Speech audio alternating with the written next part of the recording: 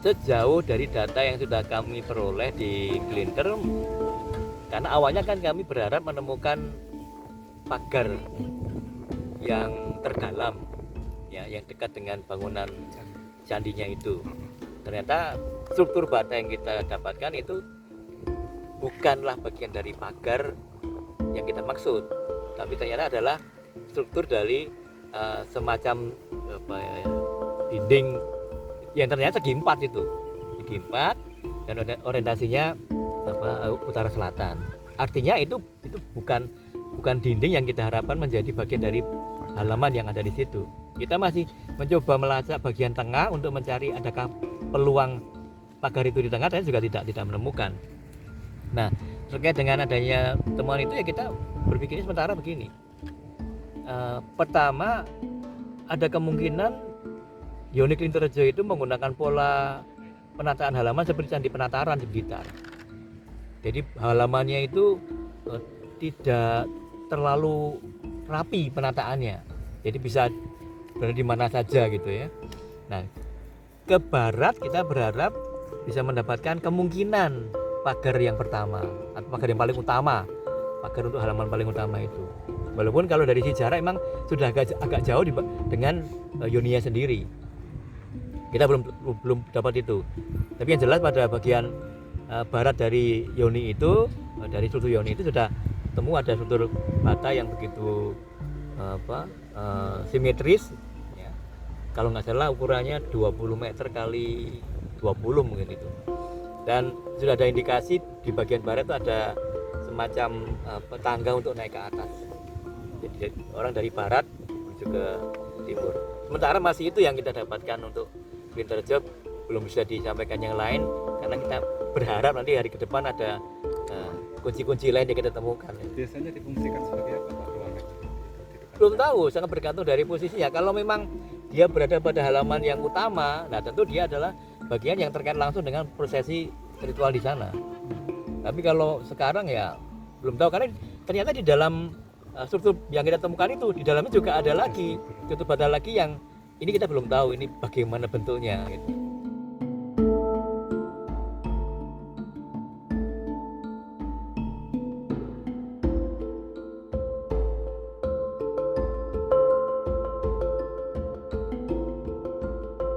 Ya, karena kita hanya melibatkan sedikit sekali situ, ya nanti kita akan coba cek di kotak-kotak yang lain ya untuk mencari konteksnya.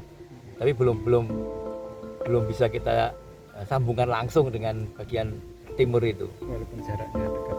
Ya sebenarnya nggak dekat juga sih, nyebrang lapangan bola ya.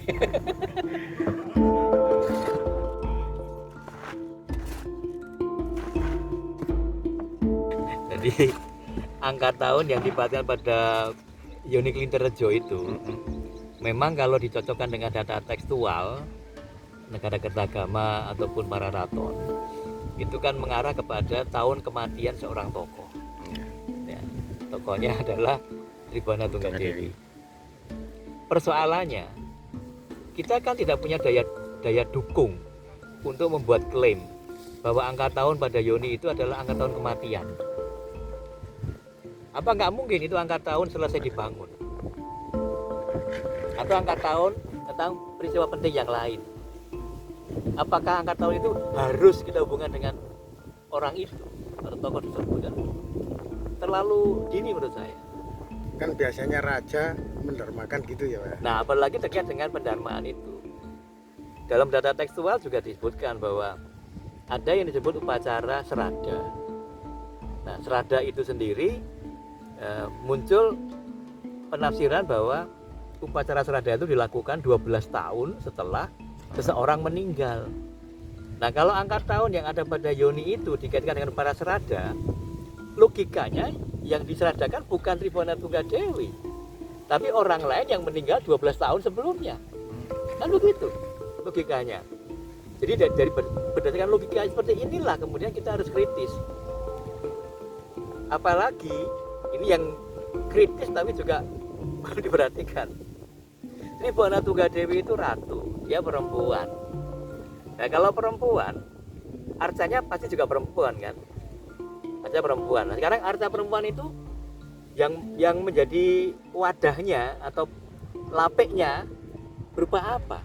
Berarti itu bukan Arca Parwati, Pak. Nah, sedangkan di Pinterjo itu yang ada yoni kan. Yoni kan sifatnya wanita. Apakah sifat wanita bisa ditumpangi arca wanita? Secara mitologi nggak bisa. Karena yoni itu bersatu dengan lingga atau arca siwa. Nah, tapi kalau yoni arcanya arca wanita, bisa nggak itu? Wajar nggak pada masa Hindu Buddha? Wanita ketemu wanita. Nah, jadi ini yang kita perlu hati-hati. Sedangkan PR yang kita belum ketemu contohnya arca wanita dari Candi Rimbi. Arcanya arca wanita Parwati.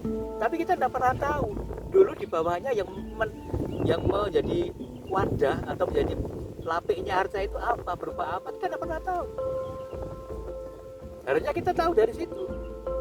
Arca Parwati dia berdiri pada media apa di bawahnya kan? Nah, ini yang jadi teka-teki. Oleh karena itu dari kacamata arkeologi kita tidak boleh bisa terlalu cepat membuat justifikasi. Walaupun ada misalnya tadi kesamaan angkatannya sama, tapi pertanyaannya belum bisa dijawab tadi itu. Itu pertanyaan terkait dengan seradakah, terkait dengan selesainya dibangun bangunan suci itu, atau ada pejabat penting yang lain yang direkam di situ, kan kita nggak tahu.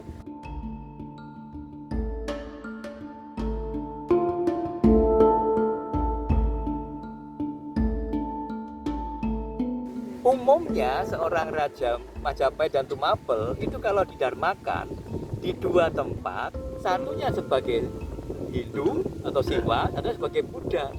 Nah, kalau kita menerima Klinterrejo yang Hindu dan Rimbi yang Hindu, berarti kan dua-duanya Hindu. Nah, Buddhanya di mana? Kan blunder itu, nggak ketemu lagi nanti. Nah, untuk apa satu orang kok didarmakan di dua tempat yang sama-sama Hindunya? Sedangkan raja pertamanya saja juga begitu, didarmakan di dua tempat sebagai Siwa dan sebagai Buddha. Nah, itu loh, ada yang mungkin juga kalanya itu perlu kembali lagi pada informasi tekstual itu bagaimana disebutkan di lapangan, harusnya sinkron kan. Ya itu sebenarnya itu tafsiran yang diberikan oleh para pemerhati sejarah pada waktu yang lalu, karena angka tahun yang ada pada Yoni Klinderrejo itu bertepatan dengan angka tahun matinya atau meninggalnya Bre Kahuripan yang pada waktu itu dijabat oleh Tribana Tunggadewi.